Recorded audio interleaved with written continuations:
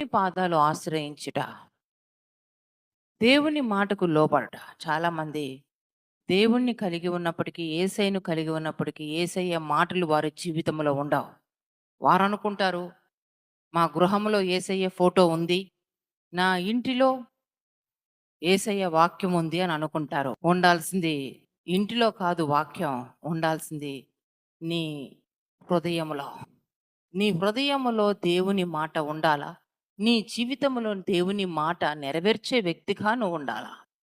దేవుని మాట ప్రకారము జీవించే జీవిత విధానము కలిగి ఉండాలా?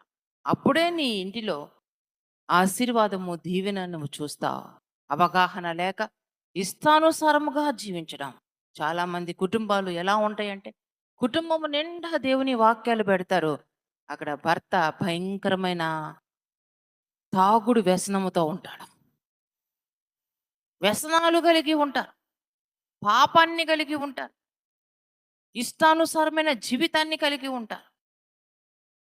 మరలా ఇంటిలో మాత్రం వాక్యం పెట్టేస్తారు. ఇంటిలో మాత్రం యేసయ్య ఫోటో కావాలా. ఆ కుటుంబంలో భార్యాభర్తల మధ్య సమాధానం ఉండదు. ఒకరంటే ఒకరికి పడదు. ఇబ్బందికరమైన పరిస్థితి వస్తే భయంకరంగా చెడ్డ మాటలు మాట్లాడుతూ ఉంటారు. మరలా గృహంలో మాత్రం యేసయ్య ఫోటో, దేవుని వాక్యానికి మాత్రం అక్కడ చోటు లేదు. వాక్యాలు పెట్టుకోవడం వల్ల ఉపయోగం ఏముంది ఇంటి నిండా? వాక్యాలు పెట్టుకోవడం వల్ల ఉపయోగం ఏముంది? వాక్యం పెట్టవలసింది గోడకి కాదు.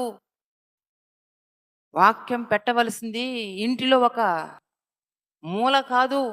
వాక్యం పెట్టుకోవలసింది, దేవుని మాటలు ప్రతిష్ఠించుకోవాల్సింది మీ గుండె గృహలో, మీ గుండెలో పెట్టుకోవాలి. మీ హృదయంలో పెట్టుకోవాలి.